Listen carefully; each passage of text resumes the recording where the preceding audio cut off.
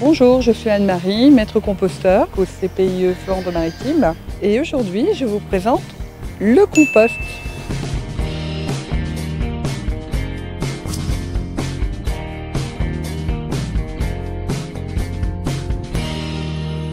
Le compostage consiste à décomposer des déchets de jardin et de cuisine pour produire une matière fertile appelée compost ou humus. Composter permet de revaloriser un tiers des déchets ménagers.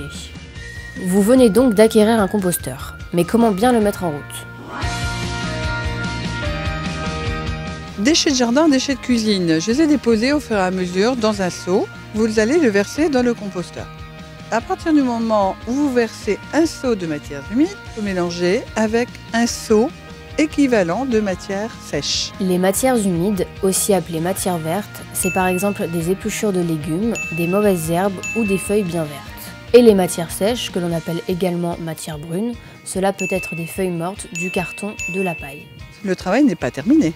Il faut aussi mélanger les matières humides et les matières sèches avec soit une petite fourche ou soit comme moi une petite tige aératrice.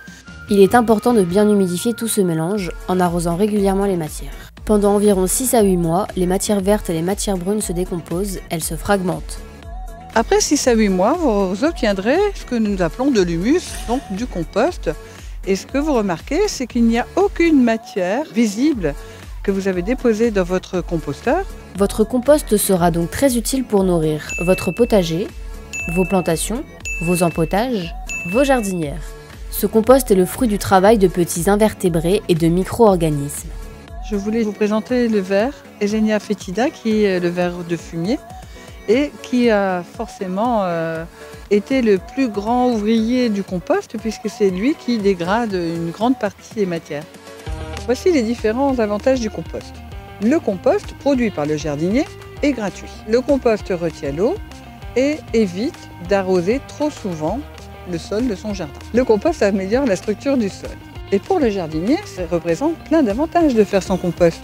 Et oui, cela permet de valoriser soi-même ses déchets verts, de se déplacer moins souvent à la déchetterie et surtout de créer une matière riche et fertile pour son jardin.